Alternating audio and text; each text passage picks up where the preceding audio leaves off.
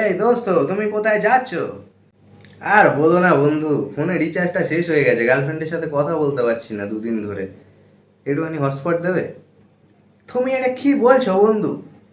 এখন ওসব hotspot hotspot দেওয়া যাবে না, বুঝলে তো? বন্ধু, তোমার জন্য আমি কত কিছুই না করেছি। তুমি বলেছো বন্ধু আমি রিয়ার সাথে প্রেম করবো, আমি রিয়ার মাকে তোমার জন্য পটিয়ে দিয়েছি।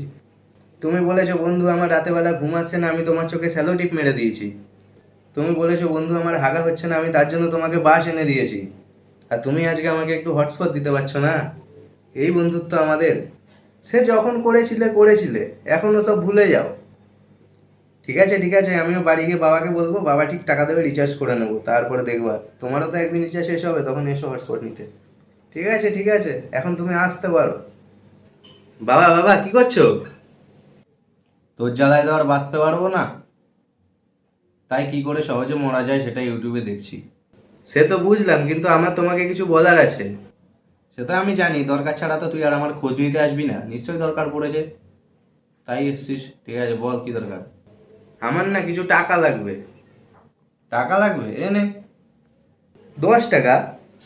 10 টাকায় আমার কিছু হবে না। না, তোমার 10 টাকা তুমিই রাখো। আয় কাছে আয়। শালা শুয়োরের বাচ্চা। তুমি আমাকে মারলে তো, আমিও মাকে বলে দেবো না তুমি রানু বৌদির পেছনে লাইন মারছো, ঠিক আছে? না না বাবা, তোর তোর কাউকে কিছু বলতে হবে না, আমি তোকে টাকা দিয়ে দিচ্ছি, আমি তোকে টাকা দিয়ে দিচ্ছি।